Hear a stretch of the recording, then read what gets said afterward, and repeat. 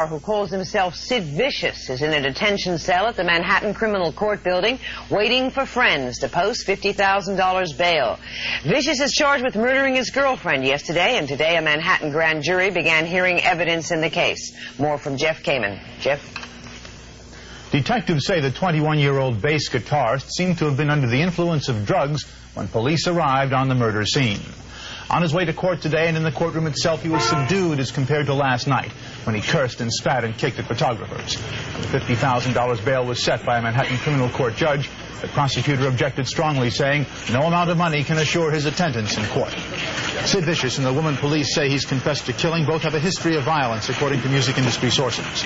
The murder victim was remembered today as having recently told Vicious to slam against a rock club wall a woman who she didn't like, and then he did it.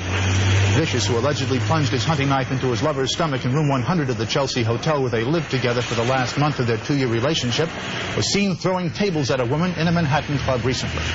Vicious is reputed to have beaten a record company executive and kicked the woman who taunted him while he was on stage.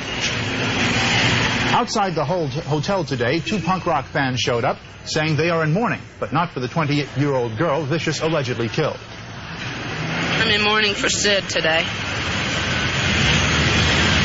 Really? Really. I really feel sorry for him more than for the girl.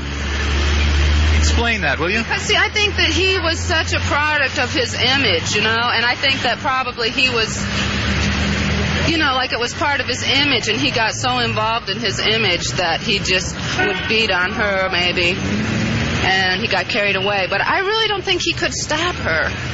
Why? Because he was so weak, his little hands could hardly hold the microphone. It's true. It really is. If you ever saw him, you'd know his hands just dangled weakly. Yeah, but he wasn't too weak to spit at his fans or to stab himself with pins? But he can spit. Why did you like him and his music? What was there that you admired if he was so weak? I like weak men. This young man is lead guitarist of a New York punk rock group called The Rippers. Their act includes ripping off their shirts on stage, and the lead singer actually cuts himself with a scalpel as part of the routine.